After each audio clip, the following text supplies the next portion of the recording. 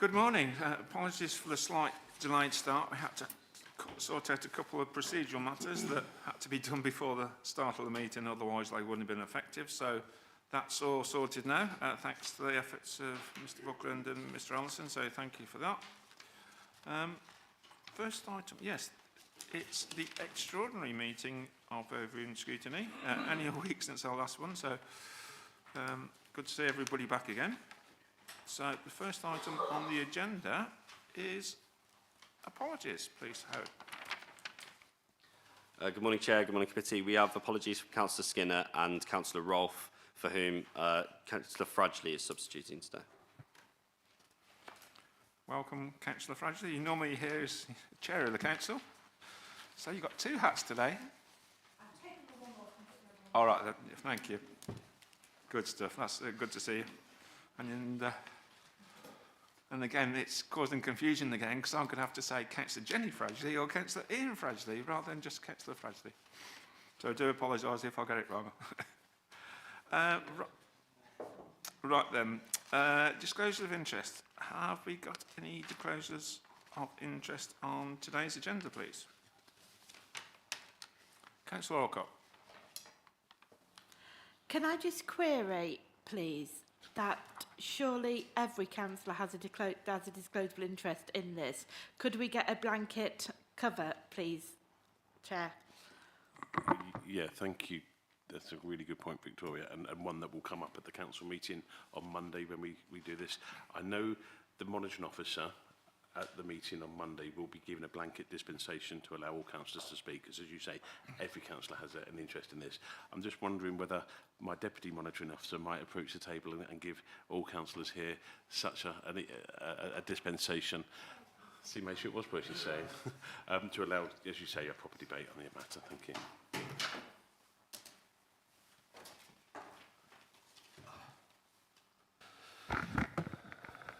Thank you, Chair. Just to confirm that all councillors actually attending today have been given a dispensation by the Deputy Monitoring Officer.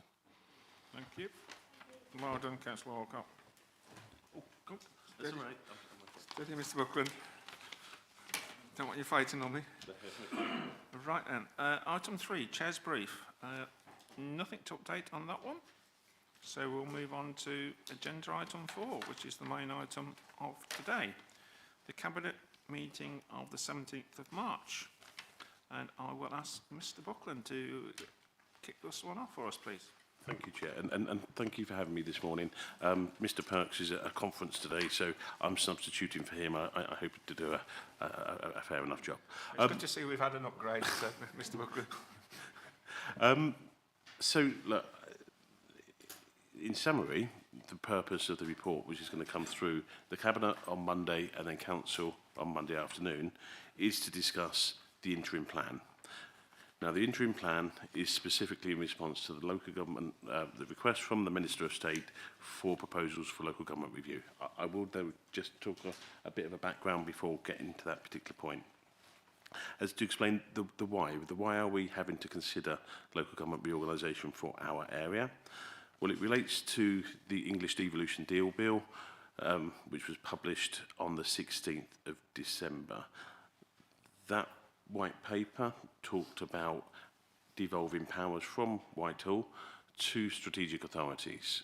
And the white paper laid out, as paragraph 1.3, 3 types of strategic authorities which could be formed. The white paper also laid out quite a lot of detail about how those strategic authorities should be made up, and that's shown under 1.5.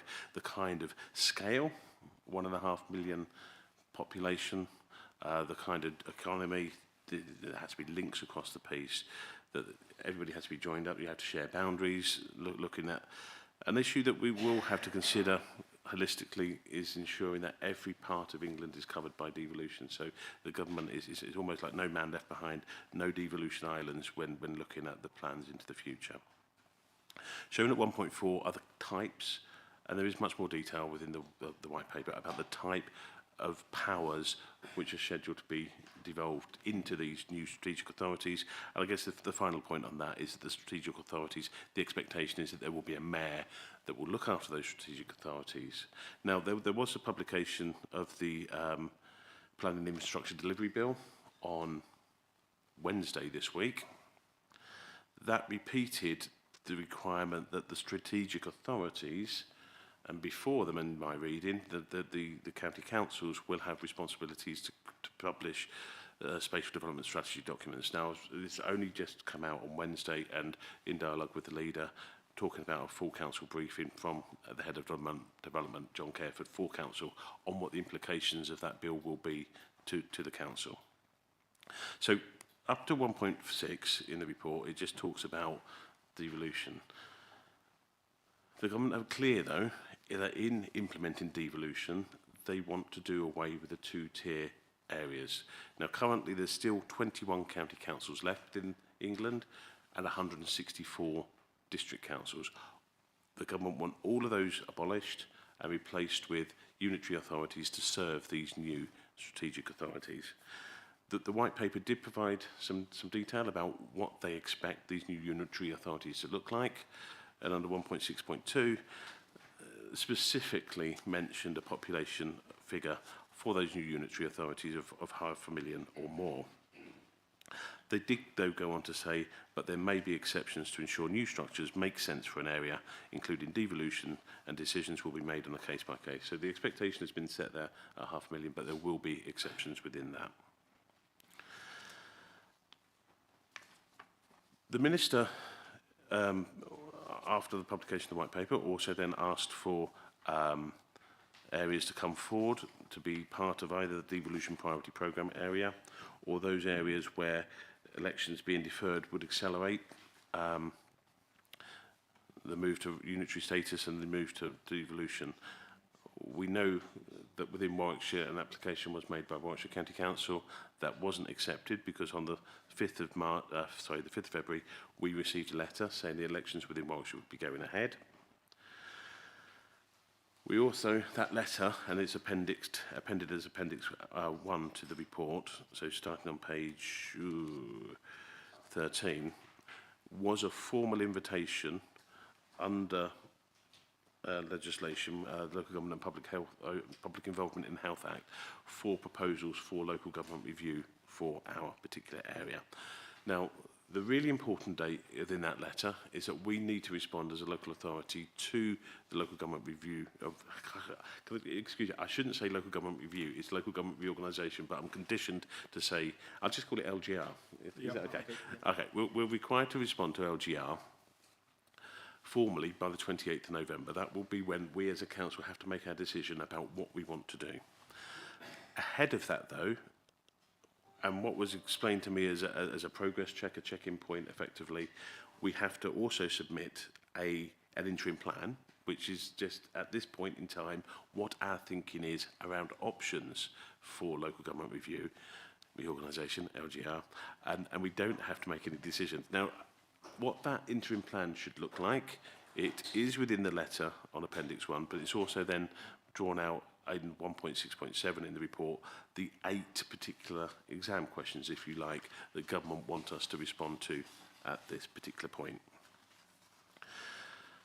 Within those exam questions, there are costs and savings, which government have asked us to indicate at this stage. We have commissioned Deloitte to do some work for the council, and that piece of work is being led by Stratford, but being funded by all of the district and boroughs across the piece. Does that include Rugby? Including Rugby. All the district and boroughs are contributing to that piece of work. It's a very, very draft that we've received from Deloitte, but given that we were only given 31 working days between the letter and the requirement to submit the interim plan, I think it is all that we can expect to do at this particular stage. Further work will be required on lots of different areas, including costs, including things about boundaries, elections, all those kind of issues, before we make our final response in November. Chair, there's a question.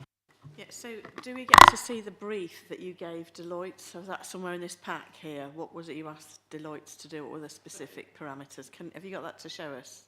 I don't have that to show today, but I can share that with all councillors on a confidential basis, because it is commercially sensitive as well. So if I'll do so, but I haven't got that today. I will share that. As I was saying, I'll be very candid with you.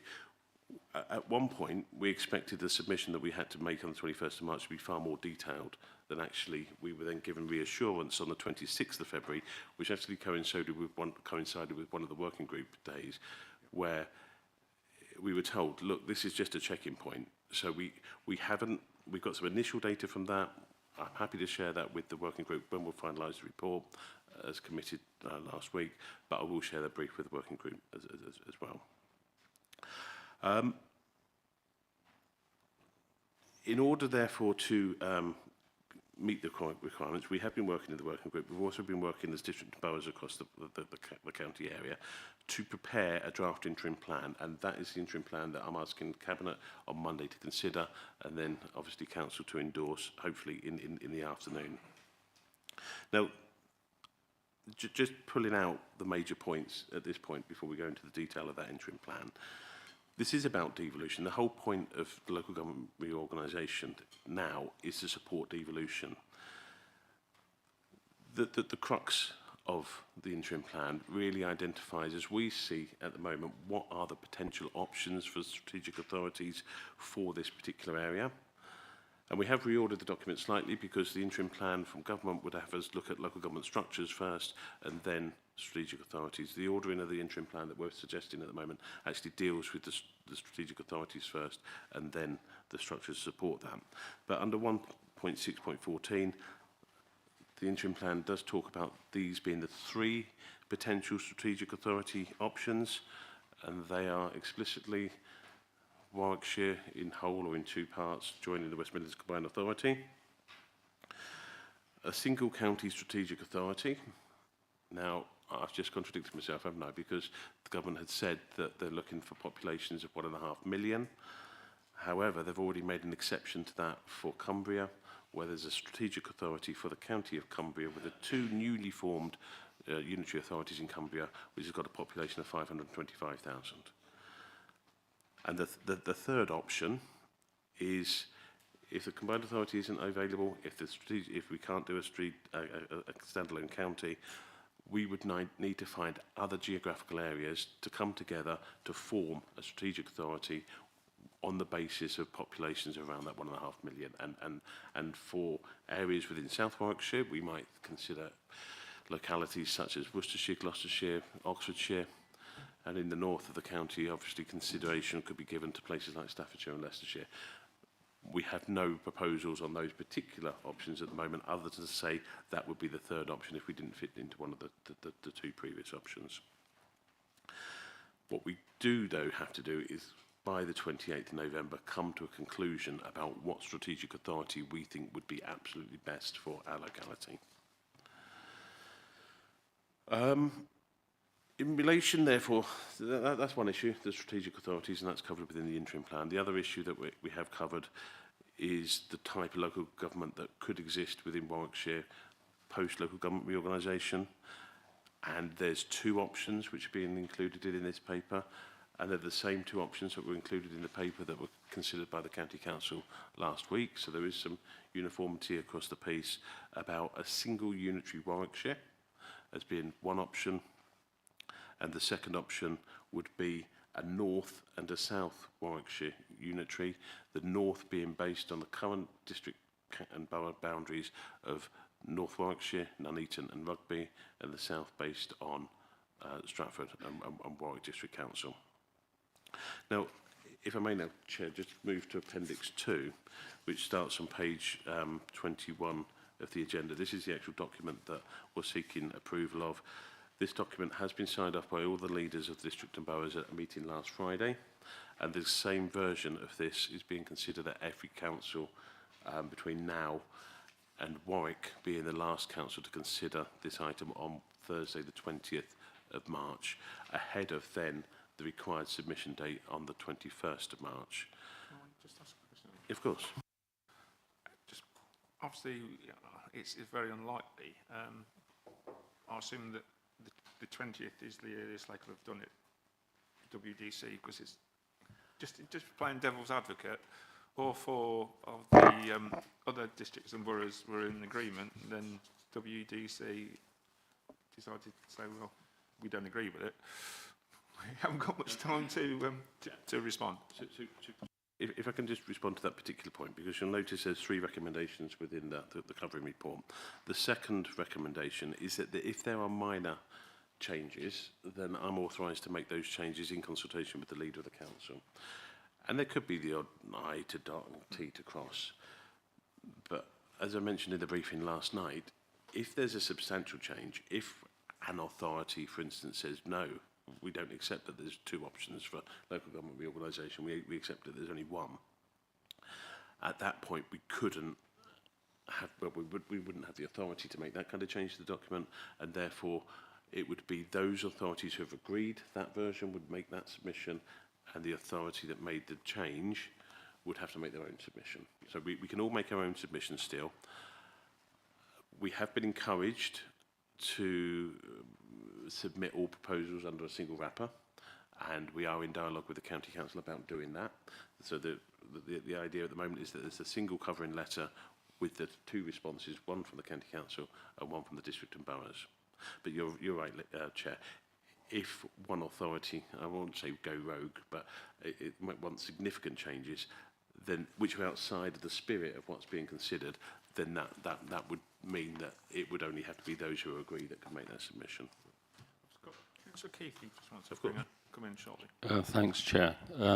Yes, David, just a bit of clarification. I think at an early stage in this process, after the initial letter came out, and there were just some discussions with the other boroughs and districts, that one of those boroughs had already decided to align itself with one particular solution. Are you now saying that all 5 are broadly in agreement with this sort of interim plan? And have they changed their position, or are they just still saying, you know, these are the options, so we're happy with these options? I think that's it, Stuart. That Appendix 2 identifies the options which are available, and this is, as I said, there was a meeting that was held last Friday where all of the leaders, including, and it was Rugby Borough Council that had initially not participated in that piece of work, but they are now, and they are going through the same decision-making process as we are. Thank you. Okay, so Sorry, Malcolm, you just sneaked in there. So, Thank you. Just before you move on, I just want to clarify something, David. My understanding of the white paper was that the government expects, and you've said it, all the constituent authorities to submit an agreed proposal, and you've just explained how that might not be the case under certain circumstances. But the worry I thought we had and was that if it was the case that one of the councils did not agree and submitted separately, whichever that was, whether it be the district, boroughs or the county, then the risk was that the government would then step in and impose. Can I just clarify that for me, please? and to be through you, Chair, that isn't the case at this particular point. This is for the 21st of March. This is just a progress check. How you're getting on developing your proposals, what your thinking is locally, what kind of options are out there. So we don't, and to be clear, in conversation with the current chair of council earlier this week, I lose track of what day it is, but it was definitely earlier this week. We will require, as a council, a further extraordinary meeting of council to be held, and we are looking at the moment at possibly Monday the 17th of November to consider what the formal submission will be for the council in response to the formal invitation under the 2007 Act for local government review reorganisation proposals. That will probably be preceded by a cabinet meeting on the 10th of November, and Chair, I haven't even discussed with you yet the possibility of another extraordinary meeting of the OSC on the 7th of November to consider that proposal. The point that, Chair, that you've made about Warwick and the 20th of March, for the 28th of November, That's why we're thinking about a council meeting at least a week ahead of that date, so that if there is anything significant that comes up in any of the council meetings, then we have the chance to react to that collectively before the submission.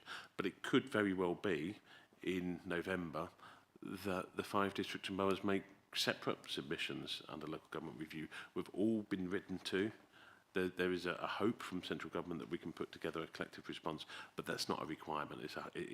That's what they're looking for us to do, and there could be differences of opinion across the 5. But at the moment, as I say, we're not there. We're not having to make those decisions as at today. So if I just take you through the draft interim plan, if that's okay, Chair. Section 1, introduction, is really about what this is about in response to the letter. Section 2 of the report, which is on pages 22 and 23 of your agenda, really gives a bit of a background about how we find ourselves where we are with the county of Warwickshire and what has happened historically in taking elements of Warwickshire out, either back in 1889 or 1911 or 1964, and indeed in 1974 when Solihull was expanded and actually parts of the rural Stratford-upon-Avon District Council, the RDC in place at that point, were actually ceded to Solihull back in 1974 to the boundaries that we have and are maintained to this current day. We know, and the introduction on page 22 does talk about the very close links there is, because effectively Coventry, when that was taken out in 1964, the close links that maintained. We have a Coventry and Warwickshire Integrated Care Board. We have a Coventry and Warwickshire Growth Hub. We have the Coventry and Warwickshire Destination Management Partnership, which Shakespeare England has just joined. So we know that there are close links between the county of Warwickshire and Coventry. And of course, it's at the heart of the county, as demonstrated on the chart, on the map, sorry, on page 23. That map is just designed to show also the potential partners that might be available for any future strategic authority. Just really quickly, I mean, you've just mentioned how important Coventry was in Warwickshire in the past and the closeness of Solihull. Is there any prospect that the boundary of the West Midlands Combined Authority could potentially change during this process, David? Thank you, Chair. Again, through yourself. You'll see, Councillor Keithley, on page... sorry, I've gone too far. When this discussion under the Strategic Authority section, on page 26 of the report, we are seeking some clarification. It's they're not numbered, I'm sorry, but the paragraph just before section 4 talks about, could there be an option that's considered for a new strategic authority? And let's face it, we want to put options in place for new tiers of local government and strategic authorities that will stand the test of time. We've been here as a council, you can see from the rogues on the wall, for 51 years so far. Is there the possibility that parts of the West Midlands Combined Authority could come out, and e.g. Coventry and Solihull, to create Coventry, Solihull, Warwickshire Strategic Authority, population circa 1.2 million? Is that an option that might exist? Under the current rules, no, because the West Midlands Combined Authority is considered an established mayoral strategic authority. They've already reached the pinnacle of devolution, and they've actually got what's called the integrated settlement. So the mayor is receiving funds which are then allocated to the 7 metropolitan authorities currently within who are constituent members within the combined authority. But this is an open dialogue, and we are asking that question of officials to see what the feedback would be. So pages 22 and 23 are effectively a bit of feedback about how we are where we are. On page 24, that map at the top of the page just shows the boundaries of the existing district and borough councils across Warwickshire. And then the table directly underneath that shows the population in the middle column as per the latest estimate, and the figures for the projection until 2043. Now, in dialogue with our Simon Burfield, our consultation lead, these projections were created by the Office for National Statistics in March 2020 and were based on populations in 2018. So they are very dated now. To enable and help our submission in November, there is going to be another, these figures are only updated every 5 years, but on the 9th of May, we're expecting new projections that take us through to 2048. Chair, I think I've got another question. Doing well. Councillor Keithley. Well, it's just a... No, it's no I problem. did read Yeah, it, so no. I'm just asking a question. Thank you very much, David. Just really picking up the final paragraph on page 24, and given that we are working on our South Warwickshire local plan now, which includes a lot of additional housing, there's a projection of the population growing significantly to 2050. I've added it to the 330,314. I don't know if that's right. So the projection for 2050 would be 424,000. Is that wrong or right? Yeah, I can confirm that's wrong. So that would be a growth in the population of 129,000 from the existing population. So look at the column, the 295,000, Okay, which thank is you. the latest estimate from again, the ONS for the mid-year estimate. Of course, what was in my mind was if the population is going to grow very significantly, then in the future we might climb closer and closer towards this, this sort of arbitrary 500,000. Under the North and South, not just now, but projected into what will be 2048, the two unitary options will still be less than 500,000. But of course, there is this opportunity for us to consider, and I'm not saying it's appropriate now because we're not in decision-making process now at the moment. There is an option to consider whether they would be the most appropriate structures of local government, or are there other factors at play which mean that they effectively trump the 500,000 figure. So if I move on, Chair, just and if I'm boring people, please let me know, but I just think it's important. Oh, you never to go bore through. us, David, don't worry. Cool. On page 25, this is where we start exploring in a bit more detail what those options might be around strategic authorities. And these are options that were discussed in the working group. So it's the West Midlands Combined Authority, I'm repeating myself now, the Cumbria model, we're calling it under B, and then the other county council area under C. And yeah, Stuart, picking up your particular point at the end of that particular section, then exploring with officials, what could there be any other options that we look at? And then, because, and this is why we reordered it, the strategic authority first, and then what forms of local government could support that. And yeah, I mean, again, the report lays out, hopefully you'll find quite objectively, because we are not in decision-making process at the moment, about what options there are. And there is agreement across both the districts and boroughs and the county council about these really are the only two options available for local government review in reorganisation in our area. LGR, thank you, Chair. On page 28, I've mentioned the Deloitte's piece of work. I'm an accountant by trade, and I wish I didn't have to put figures in at this stage, but it's pretty fundamental for what government are looking for.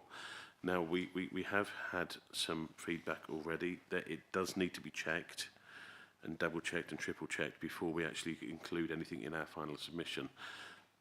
But just the headlines from what seems to be emerging from that report at the moment. And look, Deloitte's have done work for local authority areas that have been through local government review in the past. They've got historic benchmarking information that they can pull upon, and they are assisting other areas within the country, as are PricewaterhouseCoopers.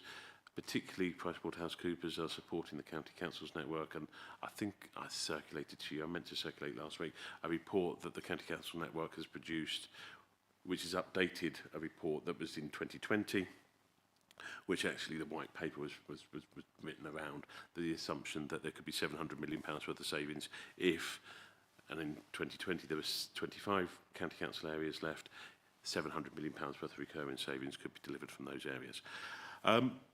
The long and the short of it, and there are a number of issues that will need to be considered. One issue that we will need to consider quite significantly in the response will be the impact on council tax, and what the impact will be on council tax across the whole of the county of Warwickshire. We at Stratford have the lowest level of council tax. There will have to be at some point harmonisation. You can either have 5 or anywhere between 5 and 10 years to harmonise council tax levels across the piece. That will be an issue that we'll need to put into the mix. There's also some particular issues. Rugby, for instance, don't have a town council. Rugby, and Councillor Crump will be aware of this, have a series of what's called special expenses, which is a form of council tax, but only for a specific area within their geographical area. Now, I used to have this in North Norfolk, where the promenade late in Cromer was only paid for by people within Cromer. It wasn't shared across the whole of the district. There's expenses which are made by the Borough Council in Rugby for Rugby Town, and only the Rugby Town residents look at that. When we're looking into the future, and it's clear that there will need to be the establishment of some parish councils across the piece. Rugby will have to be one of them, and in Nuneaton and Bedworth, there's no parish councils at all, but that is slightly second. So I'm beating around the bush. Let's get to the point. Deloitte are estimating at this point that there could be savings, recurring savings of £21 million from a single unitary Warwickshire. Actually, their figure was within £300,000 of the figure that was presented to the County Council last week. And so, actually, I'm quite assured by that the potential savings are in that order. There was some difference, though, between the County Council's paper, which identified £7 million worth of recurring savings from a two-unitary solution, versus what Deloitte's. And we do need to get under the skin of this, and there'll be dialogue between the county and Deloitte's to try and understand the differences in understanding the methodologies. In everybody's interest to try and get alignment on this. Deloitte's are suggesting that would be a higher figure at this point, at circa 18 million. The costs, the indicative costs of implementation, around 15 to 17 million. That kind of cost of integrating the two councils together, or not two councils, sorry. It would be for a single unitary Warwickshire, it would be 6 councils coming together, and of course for the two solution, those 6 would then need to be into 2.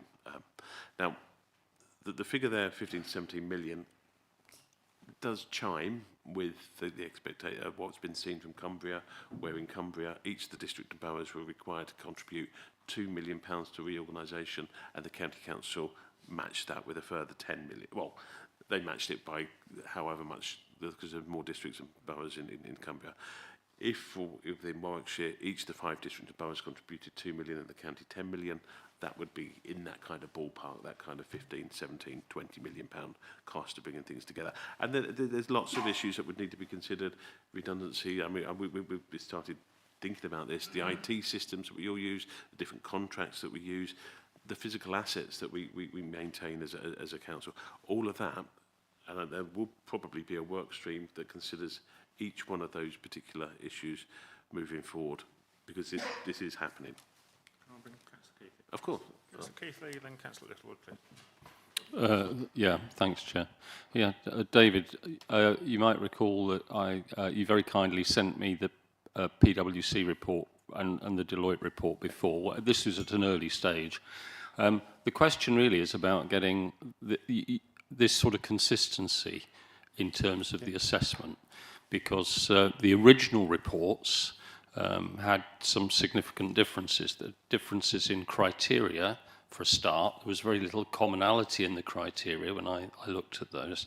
But now you're suggesting that the numbers are coming closer together. Is it the case that we need to work with the other districts and boroughs and the county with the same consultants rather than different consultants? Okay, I think we would at least need to share information openly between the two and understand where there are differences. We've already agreed as chief executives across Warwickshire that there'd be an open exchange of information between the piece. And look, I think we need to understand why Deloitte is suggesting the figure would be 18 million from a two-unitary solution, but we also equally need to understand why the county is saying £7 million.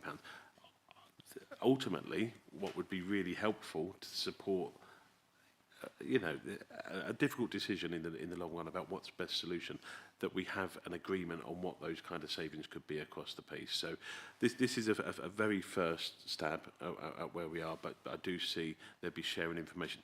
We did invite the County Council to be a joint commission to the Deloitte report, and they didn't want to progress that. And I will say, Look, we're a small district council. We don't have internal resources the same as the county council might have resources. The government, in their covering letter, did ask us not to spend lots of money on expensive consultants in developing these proposals. We just haven't got that skills and capacity within our workforce to support that, and that's why we have commissioned Deloitte, and sharing the costs 5 ways has made it much more affordable for us. Councillor Eastwood, please. Thank you, Chair. Yeah, I just want to put a reality check on these numbers. I'm not challenging the numbers. I have no means of doing so. I accept them for what they are. However, on the face of it, it looks like, okay, the cost is, say, 17 million, you're going to save 18 million, and that's the first year, and it's all over and done with. Well, it's not going to be like that, is it? So is that cost 15 to 17 million the total cost over the integration period, which could be probably 3, 4, 5 years, perhaps, because of certainly on technical integration? And is the cost per annum 18 million saving, or is that spread over the same period of time? Because it makes a huge difference to the practicality and the drive and the expectations we should have from this. Thank you, Malcolm. Again, through you, Chair. Okay, they are the total cost of implementation, is what we've been suggested. Now, but you're right, that it can't happen overnight. There will have to be a duration of bringing those together. The savings which are shown in the final paragraph on page 28 would be the recurring savings post all the implementation work being done. So that you wouldn't achieve £21 million worth of savings in the first. Sorry, they would be the recurring savings once you've gone through the integration process. So this is probably 3, 4, 5 years down the track when you've got all councils together. And Okay. yeah, sorry. Yeah, so you can, I'll come in. Oh. Yeah. I think again, that's just some points about the costs and clarification. I think the bottom line on a lot of things, and I've marked somewhere and I can't find it now, is that seeking guidance. There's one bit you're seeking guidance still from the government, and we're almost trying to herd cats here with the lack of information that's coming out. From the average person on the Clapham Street omnibus, it's quite confusing to them, I think. And I think, I've had somebody say to me, whoever pays the piper calls the tune in terms of the different reports.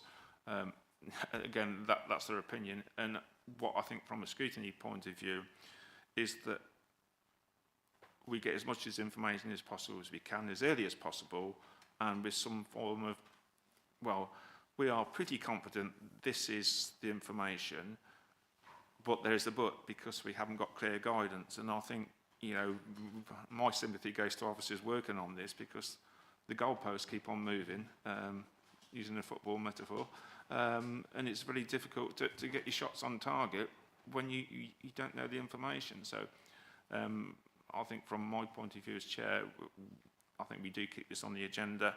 I think we are going to, and if we then get back on a regular basis and any changes, but yeah, it is extremely difficult. I've got Councillor Fradgley next, and then Councillor Johnston, and Councillor Alcock, you waving? No.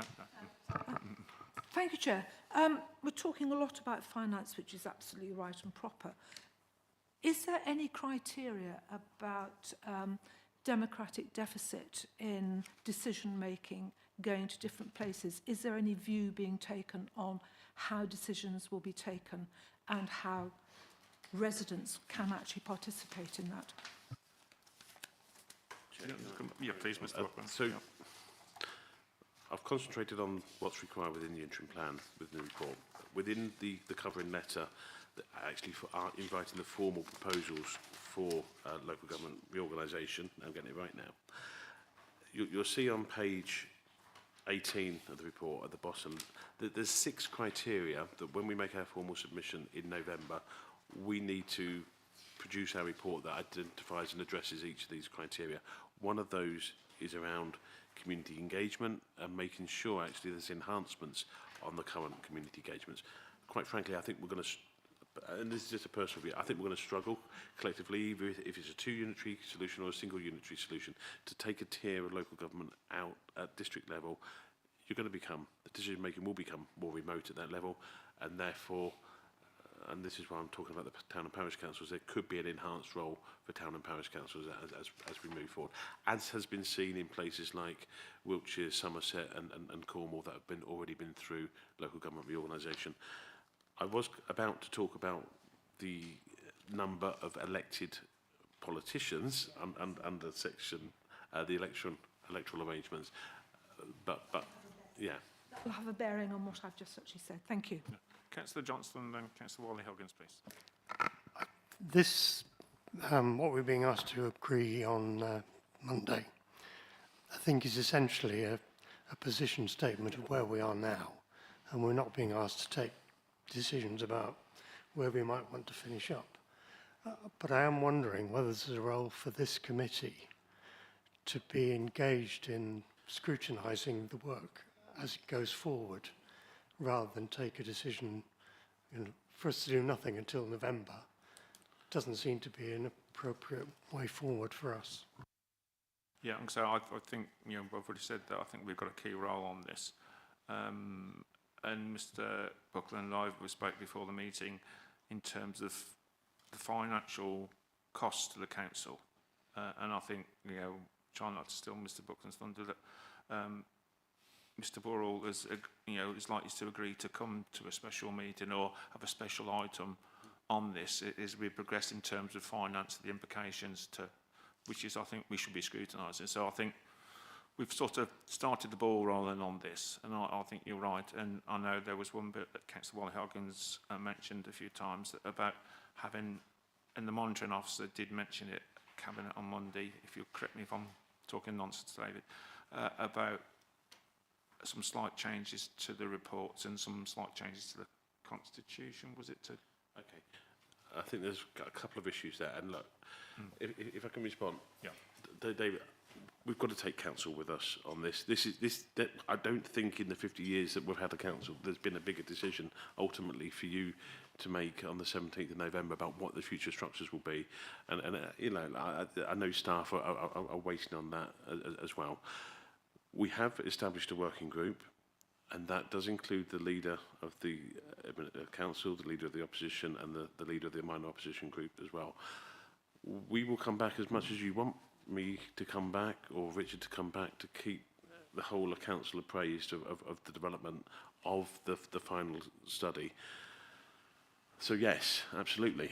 Well, you've got my commitment, and I know that was raised previous session. I think there's a slightly different issue to the one that Councillor Crump's just referred to, whereas, yeah, moving forward, within the report, you've still got the cabinet report, you've got legal implications, personnel implications, finance. Should we consider a specific section within those cabinet reports to consider the implications of local government review? And I think cabinet received that on Monday. I don't think a formal decision was made about that, but understanding the need for we've got to be cognizant that there's changes happening and how we reflect that with reports. I think that's part of the minutiae, but I think the point was made about what was needed. So and I think it's all about communications, because it's difficult to communicate when you've got anything to communicate, and I take that on board totally. But sometimes when there's a void, people then fill the gap with their own version of the facts, this might go on till 28 now, or it might go on to 29. And like I say, if we get more details, I think, again, we need to be clear, as open as we can. And we've got a duty as councillors to tell our residents as well, inform, not tell, I do apologise, inform our residents of the latest situation, even if there's no news at the moment. So I think, that's fine. So I've got Councillor Wally-Huggins and then Councillor Ian Fradley then, please. Yeah, I was just going to reiterate the fact, this will be about the third or fourth meeting that I've said this, how important I feel it is that every paper that comes before us, every publication, every decision now needs to have implications for, in light of devolution.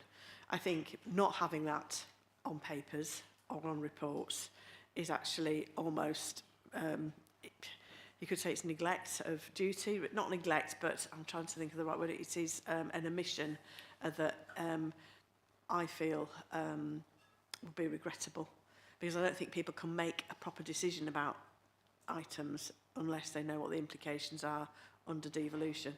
I'm particularly bothered, and I know that David, you've taken this up with me by private email, and I've said I'm going to take you upon it. I'm particularly bothered about the spending of this council and the financial implications for us in whatever, however we move forward. I think that 14 to 15 million pounds to amalgamate councils is that could happen in 3-4 years' time. I think that is perhaps potentially a little bit under budgeted, and obviously we were over budgeting for that. And given the nature of what we will be, so depending on the options that we go with, some of the given the nature of the services that will then be required to be delivered, I do think that prudence is required, and I think prudence is probably the word that would describe the way that I think prudent. It's very prudent to have all of the implications written down on all of the reports that we receive, because failing to do that is what is it? Failing to plan is planning to fail. And if we're going to do this, we need to make sure that we're in the best possible situation, financially and emotionally, in order to do this. And we also need to be mindful of the fact that, and I'll say this only once, but I'll say this, it is also distasteful to me for blatant disregard to spending when there are people who have worked for their entire careers within this organisation who are going to be made redundant. So savings are a must within this, and we need to be prudent regarding the money spending because of the implications for employees and redundancies, because I'm incredibly mindful of that. Thank you. So I think there's several things there. Yes, I think the scrutiny, we've got a key role in this. I think we can liaise with the working group as well on this as well to receive regular updates, and I think that's fair and reasonable. Take on board the points, Councillor Warren-Huggins, that the effect on our staff, long-serving staff in particular, but all staff, how unsettling it is, and I'm sure the Employment Committee under Councillor Johnston, is that you, Employment Committee? You're chair of Employment Committee, aren't you, Councillor John? And I'm sure this is on your radar as well in terms of staff welfare, uncertainty and things like that. So obviously it doesn't come under this committee, but I think we can ask you to look at things, can't we? And I think that's quite important that we do those sort of things. And definitely on a regular basis. I do think that we again, like I say, we need to be open and transparent and clear about this. And I think this will come out in the minutes of the meeting that we've got this recorded as well. So I think that's the right thing to do. And again, the offer's about from Mr. Burrell to come on a regular basis as well, if necessary. Hopefully that's covered a lot of the points, but I'm sure Mr. Buckland will fill the gaps for me. Councillor Fredgley had some other points as well, so were you indicating? I have got you down on the list. Sorry. Yeah.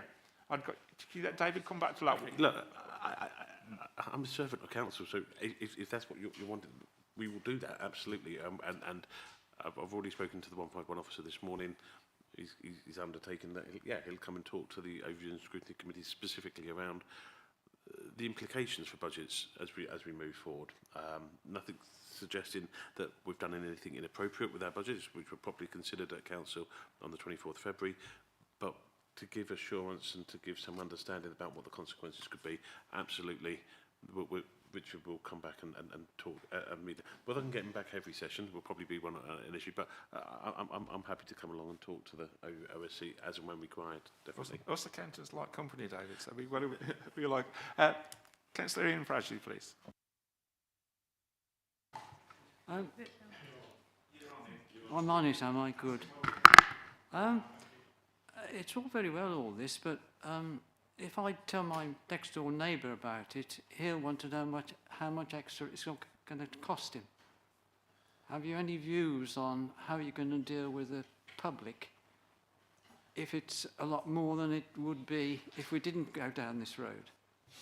That's on section 7, Ian, if that's okay. Not specifically about telling them about...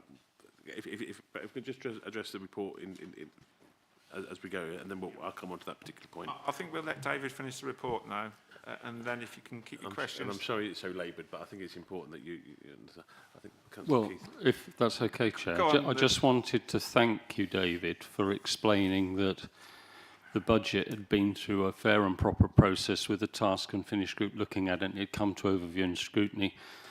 Just to push back a little on Councillor Wally Hoggins's comment that there was a blatant disregard for spending in this council, I don't agree that's the case, and I think that other councillors would be disappointed to hear that. I don't want to get embroiled in that today. I think it'd be important if we had that conversation with Richard. Yeah, I'd like to concentrate on. Yeah, if we let Mr. Buckland finish on the report. Again, I was as chair of the meeting, got more assurance that we will scrutinise this in detail. We'll get a liaise with various other committees and working groups of the council to make sure our staff are fully informed in the implications for them.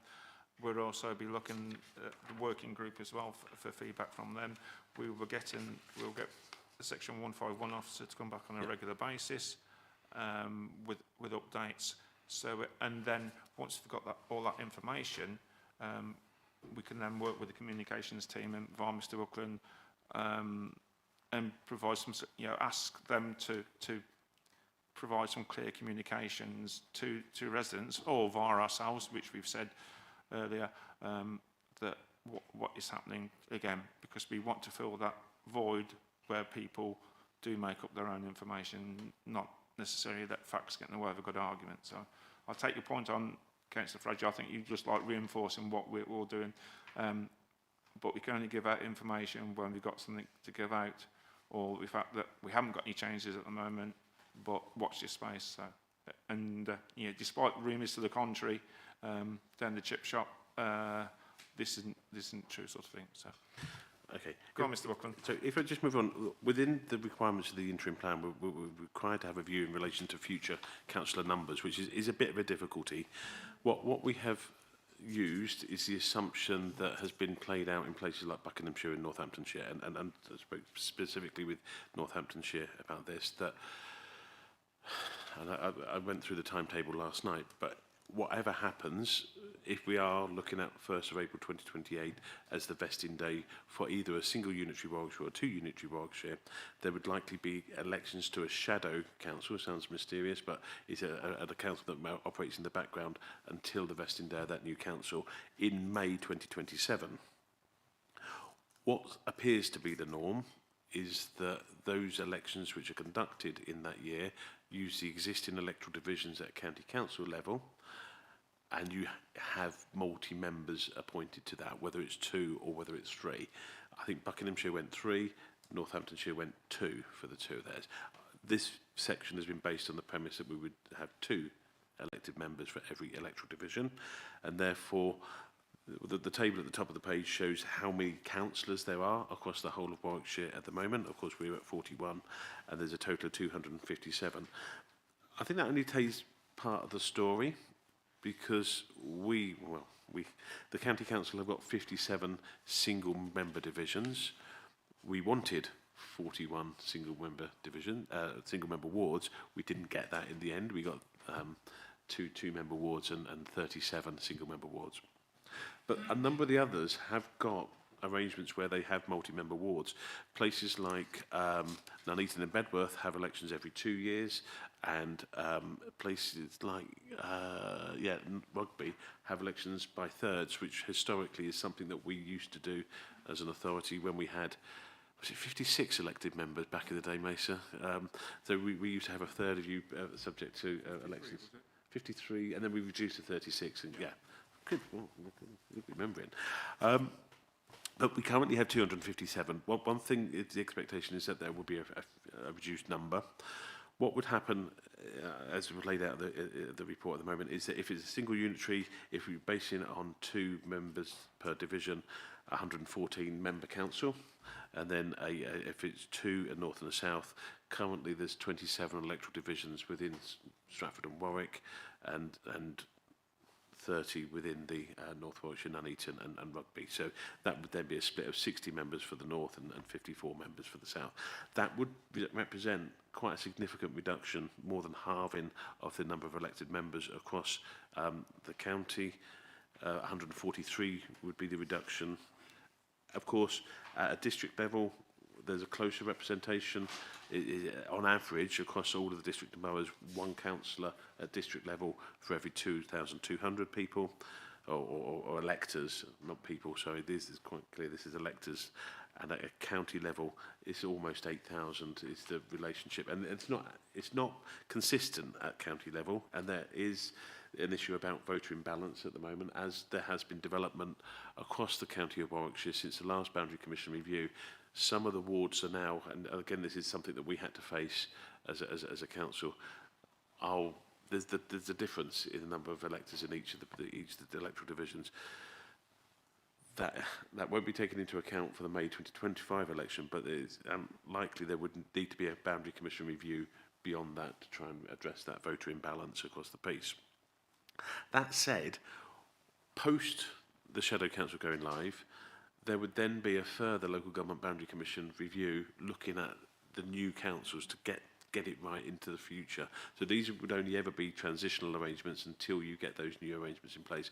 Buckinghamshire at this set of election are only now just implementing the results of their final Local Government Boundary Commission review. So it will take some time to get that right.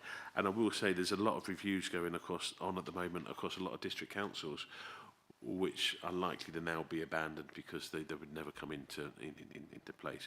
But this is just for modelling, and I'm not saying that this will be in the final proposal, but working on that working assumption of 2 elected members per division, and that in itself would lead to differences in the way that politicians work together, because at the moment, as I say, there's a single member division. When you've got 2 people in that area, it could be a different dynamic. Sorry, Stuart. Talking about modelling, we'll bring in you, Councillor Keithley. Not sure what you mean by that. Thank you, Chair. Question to David in response to that reduction in number of councillors. I mean, some people would look at that and think there'd be a significant saving in allowances paid to councillors. But then you're talking about larger jobs in a unitary. What's your thinking in respect of there being cost savings to the taxpayer in this very significant reduction of the number of councillors? We haven't modelled that yet, Stuart, but the white paper does talk about the reduction in number of elected members as a cost saving, and that's part of the rationale behind it. I think this is coming back to the point, the deficit ultimately, and look, I mean, I'm in the local government 35 years now. I know there's a difference between the queries that you take at district council level compared to the queries that you get at a county council level. You'll get a lot of housing-related queries, waste-related queries. You'll get a lot of those particular dog poo, dare I say, even at issues at that level. Planning, particularly, a massive issue for you. At a county council level, I'm sure that there's alternate questions, but I think you are effectively the first line of attack for your constituents. It will be different. It will be different because if this model is adapted, effectively doubling the number of constituents that each member would be responsible for, and in a two-member division, that again, part of the rationale why we wanted single-member wards was that the elector knows who their member is, and there's an individual that you can go to. And that is consistent with the county council's approach. In a two-member division, you might find one goes very well and doesn't pull their weight, and then all of a sudden, instead of getting 4,000 members, you've got 8,000 electors to look at. Okay, thank you for that, David. They tend to go missing in action rather than AWOL. And just to say, I've done a fag packet calculation while you've been talking, and I'm not sure that there would be much of a saving actually, because the allowances for the county councillors are significantly greater than the allowances for the district councillors. So fag packet wise, I don't think there's a big cost saving argument there. Just a reduction in the number of people doing the jobs. So you think the savings might go up in smoke on that one I'll bring you in briefly, Jenny, Councillor Fradley. Thank you. Last time that we were having discussions about boundary changes, etc., there was a principle that came forward that we should be having one-member wards so that one person took on responsibility and residents would know who to go to.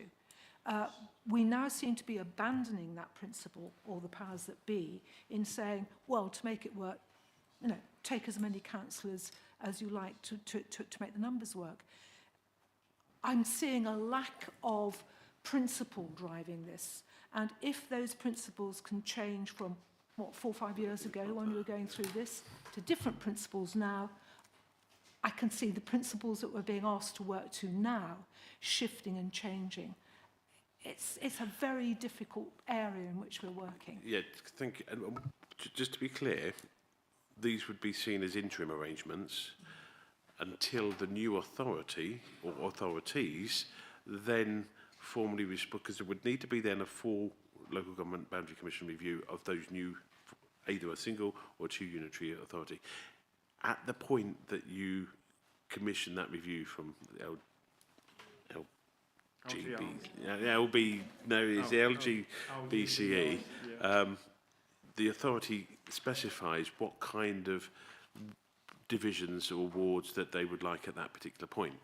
And I think this was one of the learning points that from our own review was that the Commission suggested that we weren't explicit at that very first position that we wanted single member wards across the piece. We take a very different view to that, but it would be for either the unitary Warwickshire or the North and South to have a conversation with their elected members prior to the commencement of the review to say what the expectation would be. So, Jenny, this is just an interim position until the longer term state is then resolved. Just for about everything we're looking at, it's all interim, isn't it, to a great extent? Yeah, and it may, to be fair, it may not be this. It could be, God forbid, 3 elected members per division, and then you'd end up with, goodness me, I can't do the maths in my head, but 57 more than this paper is talking about. Yeah, I'm sorry, I know that a couple of times, you know, I know that the average person in the public just wants a councillor to speak to. They don't know whether it's to do with parish or town, district or county, and I think that is one of the main drivers beyond that. But there are implications and consequences of doing that. In Southam, I know Mr Nash had some interesting views about some of the boundary positions, and sometimes a boundary was either a meandering river in Southam or part of a road, and if you lived 50 yards away from somebody, you got a different district councillor, and that is confusing to members of the public. So I can accept this as an interim, but with the proviso that it's done properly when the new organisation comes into place, because I've had, I'm sure we've had, oh no, you're not my councillor, but, and that's what members of the public do find confusing. So there are pros and cons of this, but it's got to be done. It's got to be done properly. So if we can bear with everybody, if we can let Mr Buckland finish the rest of this report, and then if you've got any questions, we'll come back on those there. Thank you, Chair. Just the final bit of that section about elections. We have our next set of general elections.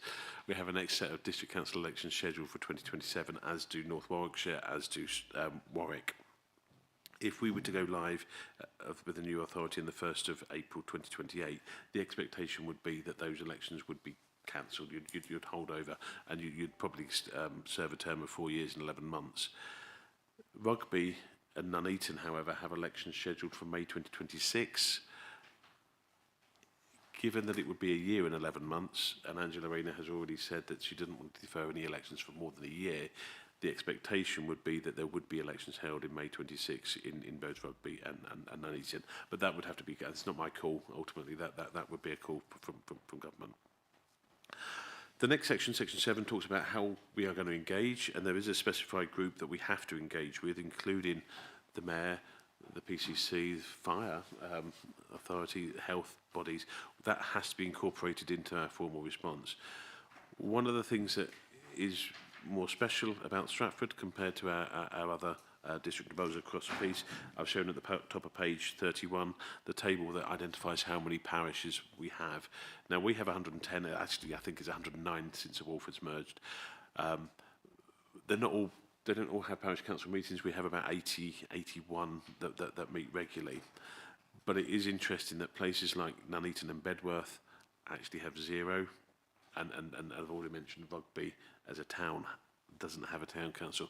This is replicated across the piece. So in conversation with colleagues across the West Midlands, places like Worcester don't have a town council, and it'd be inconceivable that Worcester as a city wouldn't have some form of local government around it. Now, when I was at Wyre Forest Council, we formed Kidderminster Town Council. That did take some time to work that through. So these are issues that the Association of Electoral Administrators are suggesting you commence already thinking about what the future parish arrangements might look like in those areas. I think we are quite lucky in that we are fully parished. There could be, though, we might see requests coming through for parishes to merge. I think we heard from the local chair from Walk, didn't we, that some of the smaller parishes particularly are seeing this as a bit of a threat. Some of the larger towns will see this as an opportunity and might be, but the smaller ones. What was laid out is that we haven't had the chance to do this engagement yet, but the engagement at the bottom half of page 11 or page 31 is what we're going to do. Section 8, I'll quicken up now. Just in coming to the position where we need to put the proposal to council in November, there will be some costs involved in preparing documentation and evidence, consultation. Now, we've estimated that across the district and boroughs at about 150 to 250,000, and that's why there's also a request within the cabinet report for a fighting fund of £50,000 from the council to go towards those costs. That would be in our fifth of the potential costs. If we don't use that, that would be then returned into the council's coffers. But I think we don't want to spoil this shit for a tap on the tar. We've got to do. This is a big decision, as I was saying earlier, and we need to get that right. Section 9 briefly talks about how we are working together. We are meeting, and we do have a constructive dialogue in a positive way with the County Council and under Section 9. And there's Section 10, where we're asking for some feedback, and there are points about the strategic authority options that we need some clarification about, and it would be helpful for some feedback on the interim plan to help inform what our final submission might look like. There is no formal decision point from government after the submission of the interim plan, so as I say, there's effectively going to be received. There won't be any feedback during the pre-election period, so it's likely to be after May next year. And look, just to complete, one of the slides that I did go through last night, and the recording of last night's briefing is available for everybody. We make our submission on the 28th of November. The government will do a consultation on their preferred option for future structures of government local government in Warwickshire in the spring of 2026, but it'll be the summer of 26 before we know, and this hark back to the question about uncertainty for staff, we won't know until the summer of 2026 which option for local government review the government will be progressing with in Warwickshire. Good, that was very helpful. Councillor Keithley? Yeah, good. Thank you, David. That's great. I'm glad as well that you clarified the 150 to 200,000 being the total sum that all the districts and boroughs would be faced with, because it wasn't, to me, completely clear on reading it, which is why I couldn't understand why we chipped in 50 into the fighting fund, but you've now clarified it, so thank you. Sorry, and there will be a covering letter, which makes it, so this is, the audience for this interim plan is MHCLG, that's who the interim plan's been addressed to. There will be a covering letter that says this is on behalf of the 5. So yeah, that was a missing link that I could have made more clear, sorry. No, it's fine, thanks, you've clarified it. Yeah, I'll come in.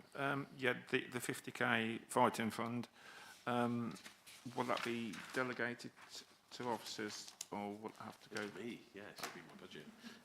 Yeah, sorry, Chair, through you again. Yeah, the expectation that I'd have the responsibility for using that budget for that particular purpose. It'll be monitored as part of the budget monitoring process, and then, as I say, if it's not required ultimately, then some of that will be returned to the council. I think it's whilst we have a really good and proficient internal consultation unit. For something like this, it probably would be greater weight if we looked at independent organisations to undertake that research, so we don't have that kind of perception that we've influenced the results. Yep. Councillor Worley Hoggins, please. Then Councillor Little. Yeah, we have a large list here of consultees, if I'm right in thinking, including the PCC and head of the fire service. Can you ask me that before we're doing our submissions, are we having any conversations with them at all about, you know, the best way forward for them, or are we just ignoring them and they're just going to have to comment on whether it's going to work or not? Do you see? I would have thought that their views needed to be taken into account, and their risk projection should be sort of almost forming part of the way forward with our proposals. Okay. We need to talk to these people. We need to understand their views. Specifically, and on page 19 of the report, under section engagement and consultation on reorganisation, section E is absolutely explicit about the bodies that we need to engage with. Now, in coming to that engagement, I think it's beholden on us for us to give a bit of a picture, a bit of a position statement as to what options we see, and then ask them to express their views. I'm not sure we can lead. We're not seeking to lead the individuals in their responses. I think that there will be some clear views. The white paper does talk about ensuring that we adhere to existing public sector boundaries. And for the police, for instance, that could be a particular issue. I know, other local authority areas are looking at the existing, police PCC boundary as being a potential, I can't say too much in open session, but a potential strategic authority in its own right.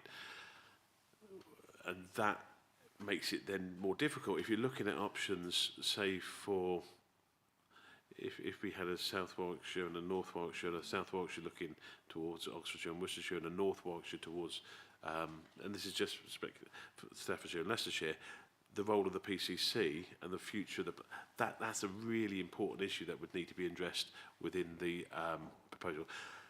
At this point, we just need to lay out who we're going to engage with. The actual how we're going to do that is a good point, Councillor, and we will use our brightest and best, and I mean Simon in that, in helping us devise a strategy to engage with all of these groups. But again, we're not doing this alone, and I think there's a session that was held Monday last week with the town and parish councils, and that was a joint session with the county and the district of boroughs. And more that we can do together, I think the best, because I'm sure they won't want to be asked 5 times, 5, 6 times what their opinions are either. Yeah, just quite ironic as well. We're asked to do some consultation, but we haven't been really consulted before he came out, isn't it? And sorry, Chair, just to be clear, there will be a round of public consultation that the government will undertake with their preferred proposals. That'll be in, as I say, about April 2026. We will, though, be doing something locally to help inform the submission as well. Councillor Wall-Huggins, please. Yeah. So, right, so just to throw something into the ether, just a question. Okay, then, so say then that we said we're going to go to the north-south divide, if you like, the north-south option. And then the fire service came on and said, well, we can't split that way. And then the PCC came on and said, well, that's unworkable. Then we've gone down, and the health service said, well, we can't do that either. I'm surprised that we're not taking their thoughts into this prior to any views of them before we actually start looking at our preferred options, because it's got to be an option that's workable for some very important stakeholders. I'm sorry, David, but I'm pressing you on that. We don't have a preferred option at this stage, and that consultation will lead. We don't have a preferred option, and I'm not asking you, Council, on Monday to express a preferred option. There will be a lot of analysis, there will be a lot of engagement, and that will all be taken into the mix before we then ask you to express what your preferred option will be. But realistically, there are only 2 options for local government review within Local government reorganisation. It always used to be called local government review, and I apologise, it's now called local government reorganisation. There's only 2 options within Warwickshire, and we need to do that together just to make sure that we're not badgering people too often. But yeah, that will be part of the evidence that you will collectively consider when you're making your decision. Any other questions? I think. Oh, Councillor Pascal, you sneaked in. Did I sneak in? Yeah. You mentioned at the beginning that the strategic authority would have the responsibility for the spatial development plan. So what implications are there for the South Warwickshire local plan if it's a two-unit tree, then that might simplify it, I would have thought. But but in any case, are we intending to get the South Warwickshire local plan approved before the reorganisation, and do you envisage that lasting to 2050, or could the new authority make amendments or change it? They're really good questions, Chair. If I get everyone to respond, we're absolutely pressing on with the local South Warwickshire local plan.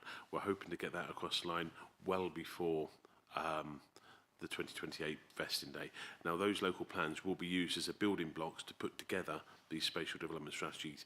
I can't talk authoritatively about those strategies. The bill only came out on Wednesday. As I think I said at the beginning, I've asked John Careford to do a briefing for all councillors about what the implications of that new piece of proposed legislation will mean for us. I had expected, because it was in the white paper, that they might have gone further in the announcement on Wednesday and actually given proposed strategic development strategy areas. There isn't any talk about, so they haven't done an exercise, which I feared they might, to be fair, which saying, well, Warwickshire is going to be lumped with Worcestershire or Northampton. They haven't done that at this point. But I will ask for John to give that briefing. It's something that we need to consider working alongside this. Part of when we're considering which strategic authority we should be within, we know at the moment, in considering the new draft of the South Warwickshire local plan, any potential overspill from Birmingham or Coventry might need to be taken into our local plan. Of course, with the new numbers, that's a less requirement for Coventry and Birmingham, but an increased housing requirement for the Stratford area. It's a long answer to a question. We're going to carry on with the South Warwickshire local plan and use that as a building block. And I think the only other thing, that, again, because the lack of detail and certainty, that you made clear that one of the authorities, the rugby ones, I think, was it rugby, where their elections were likely to be going ahead, potentially because they would be delayed more than a year. So on that basis, if it then became clear as part of the process that this wouldn't take place until 1st of April 29, there's the potential for SDC elections in 27. I think that's a fair summation. Yeah. So if we're working on the basis at the moment, and as I said, the briefing that we've received from MHCLG is showing that Surrey County Council will go live with new local government arrangements on the 1st of April 2027, and as per the slide from MHCLG, the 20 other county council areas will go live on the 1st of April 2028. Whether that's possible or not, that's another question, but the assumption that we're working to at the moment is that we go live in 2028. I think when we get the clarification in the summer of 26 about what the local government position will be within Warwickshire, we'll also get confirmation of what the vesting date of that authority will be. If it is 2029 in a general election year, if it is 2029, then I would expect the elections to go ahead in 2027. If it's 2028, I expect them to be cancelled. Did you know that Mr. Buckland said it was a fair summation by the chair? So I think you better minute that, Mr. Allison. No, I think that's very clear. Councillor Hunter-Serafin, please. Thank you, Chair. It's just a matter of concerns that I have, especially with the reduction of councillors and how many residents they will represent, seems to me that that's an over workload of what they've got to do. And the other small, well, it's not small, is the effect on parish councils and how they get what they come up with and what it... I think they're both valid concerns to raise. I will say this isn't our white paper. We're responding to what we have to do, but absolutely. I think Buckinghamshire went for 3 elected members per division, and there comes a point where how many elected members you've got on a council could make it unmanageable from that perspective as well. So if they had 3 for Warwickshire, just on the maths in my head, 171 elected members in a room, geez, that would be a challenge. One, in finding a venue that's big enough for that many people, and then managing a debate where you all get 5 minutes to speak. You might be there for some time. Secondary, yeah, follow. Okay, just a bit of follow-up. And that's why I think a South Warwickshire unitary would be better. You wouldn't have too many councillors then. The other thing, to my mind, it's taking away the local. This, to my mind, this is not devolution in a way. It's more centralisation. Yeah. Anyway, that's my feeling on the matter. Yeah. Can I just comment on the first part of what you said there, Peter? We're not. You could be predisposed to a view, absolutely, but we're not seeking, and I think it's important for the council meeting on Monday, we're not exploring what your preference is at this stage as to whether it's a single or 2 unitary solution, other than there are the options that exist. And I don't think any of us, well, I don't get a vote, but yeah, you could dispute that they are the valid options. The pros and cons for each of those options, that will come within the detailed submission that will come in November, leading to the decision that you would then make as your preference as a council. And then I think our duty then in April 26 or whenever it is, that we encourage our residents and towns and parish councils to respond fully to the consultation. Yeah. Sorry, if I extend the debate. There has been a commitment from all the leaders that when that decision is made, for the sake of our residents, businesses, staff, we collectively all fall in behind that option, and that all the 6 authorities make the very best of what those arrangements will be. Yep. Anybody else indicating? Kate Littlewood, please. Yeah, I just wanted to make a comment, really. I mean, I'm looking at the numbers of parish councils, and obviously Stratford-on-Avon stands out at 110, twice the closest, more than twice the closest. Does that 110 include parish meetings as well? It does include those parish meetings. Good. I mean, I talking to councils, parish councils and meetings in my ward, there seems to be quite an indifference with regards to this potential reorganisation. And I do think that, I know that there is a programme going forward to, or currently being done to advise parish councils. But I think a lot of them are saying, well, shrugging shoulders, that it's not really going to affect me or our area. I think we need to be clear that for the sake of local democracy, they do really need to start talking to each other, and we should be encouraging them to do so. And I think it falls on all councillors, district councillors, to encourage that conversation where those are applicable, particularly for parish meetings, because there are very, very small parish meetings, which I can understand why they're taking in different ways. So can we look, and maybe this goes to the working group, but can we look at a programme of rational education? I think that one of my points was, and I've had 1 or 2 debates with Mr. Buchan about our communications, and I think it's clear that we be open and transparent as possible with the information that we've got, and then it will be then for residents to make, and parish councils and town councils to make their own decisions based on the accurate information that we put. The problem is at the moment, to use Councillor Keith's analogy, back of a fag packet, that there are the information has been lacking, short time scales, lack of details, lots of ambiguity, and lots of pressure on officers to try and interpret the information that's come out. So when there's some form of interpretation, there could always be a potential misinterpretation of that, and that's not deliberate, and then people get the wrong end of the stick. So I think we need to be clear as open as possible, encourage people to take and participate in the process all the way through if they can, and any consultation that comes out in 2026. So, David, yeah. That particular point as well. Councillor Littlewood, on page 31 specifically, there's reference there to town and parish councils. I will say the timing of the introduction of the parish forum that we've implemented, the very first meeting, the majority of that meeting was put over to local government review organisation.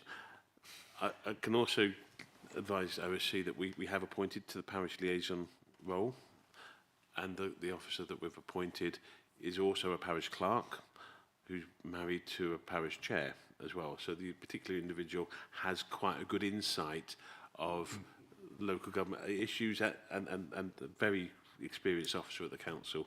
So we'll be able to help advise. So again, I think the timing of that appointment has been very helpful in taking forward this debate. But I do see, I mean, when we do consultation normally, it's what's your view on this? We send them a consultation, but there will be some engagement ahead of that, some, not education, because we're not, some briefings that we can provide to parishes to help them come to a view as to what their position and their thoughts will be. Great, thank you. I've got Councillor Wally Huggins and Councillor Keighley. Yeah, can I just come back to something that you responded to, Councillor Hench-Seraphin about, because actually Councillor Hench-Seraphin and I are at almost opposite ends of the district, really. And actually, I'm really... Did you say that whatever the preferred option is, we're just going to fall in behind that preferred option? Because actually, for me, and my...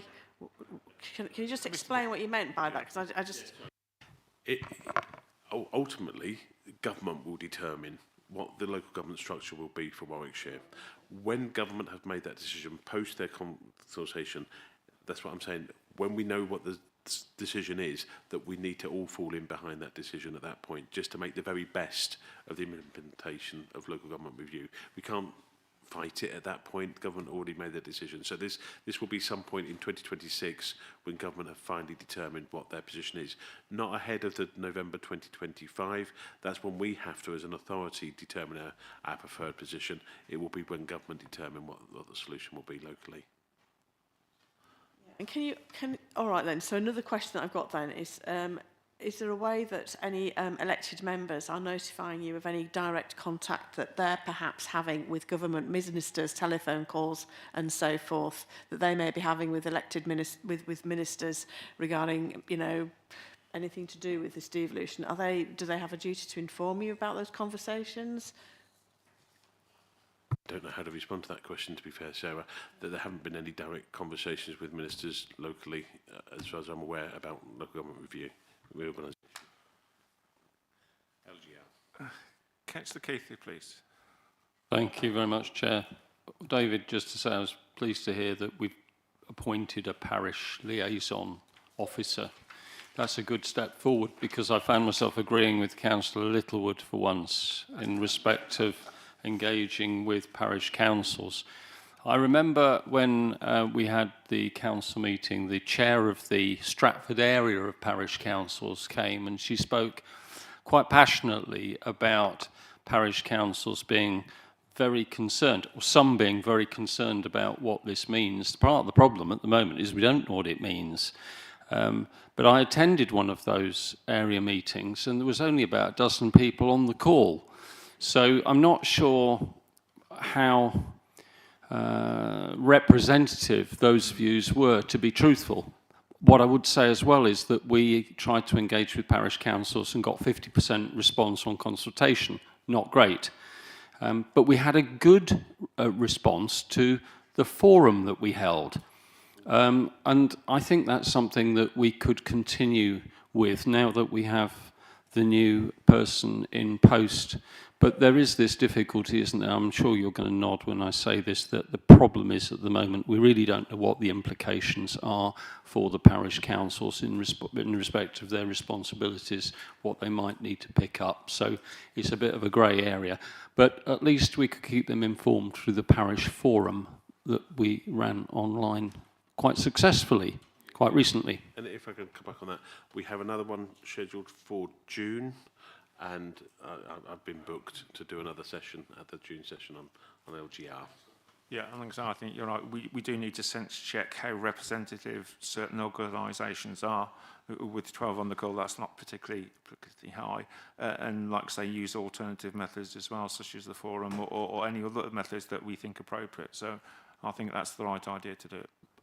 Councillor Littlewood made the point that as district councillors we can do quite a lot ourselves to try and encourage parish councils to engage with us. So if we're having another forum, we can at least let them know that something's coming in the summer. That's good. And it's pleasing to see the rapprochement between yourself and Councillor Littlewood. Which is quite unusual, isn't it? But it seems to just fall into place today. It's almost interchangeable today, so... Right then, I may have to sit down quietly after this. I know. I think we've had some good debate on this. I think we've got some points to raise with Cabinet on Monday in the morning, and then obviously we've got the extraordinary, whatever it's called, extraordinary council on in the afternoon as well. So hopefully we've come up with some extraordinary points to put over for them.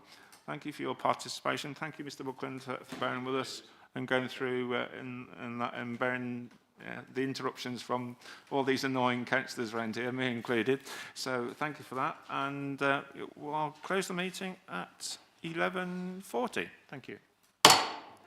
Help yourself to a Turkish delight on the way out, courtesy of Councillor Wally Hoggins. I'll have yours.